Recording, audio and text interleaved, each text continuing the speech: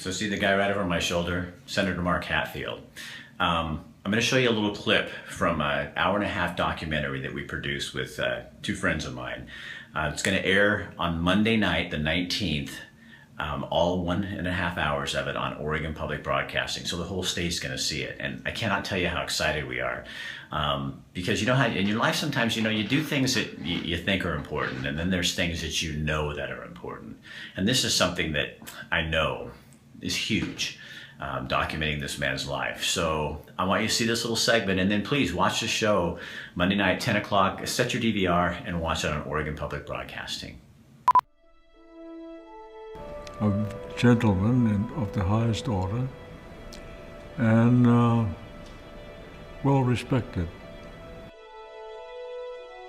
He saw a tapestry that very few people saw. Most people see threads. He saw the tapestry.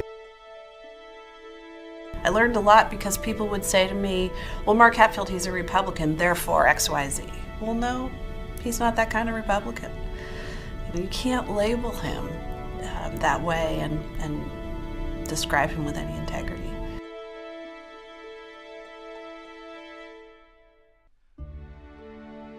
So the irony of this is that the atomic bomb may have saved his life. And then seeing what the effect of the atomic bomb was on people caused him to devote much of his life to the elimination, if possible, of these weapons from the face of the earth.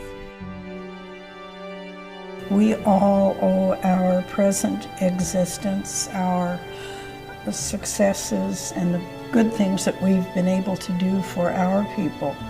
We all owe that to the efforts of the Senator. You cannot make a deity out of somebody. That's wrong. And I think the folks realize that he had some shortcomings too. Like, he was a human being, like everybody else.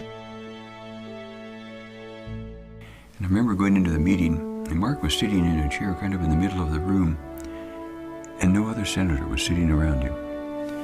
And I went and I sat next to him, and by and large, we were able to convince the group we're not going to start taking people's chairmanships away because of one vote. But afterwards, Mark thanked me a lot. He said that was one time when he really felt lonely. But the way he survived the tough times, where he clearly turned to his faith and depended on it completely, are the times when we really got that. I think what is perfectly evident is you don't have a person who hedged and trimmed throughout his career and was courageous at isolated moments. You have a courageous person throughout a career who, at very specific moments, demonstrated that courage in very vivid ways.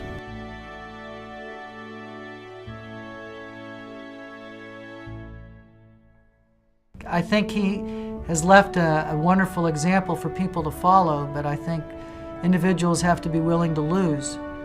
And so many just want to get reelected so badly. Mark Hatfield was ready to lose. I mean, he didn't want to lose, but he was willing to lose if it meant going down over what he stood for. And I worry that there won't be another one. It's hard to imagine that there could be.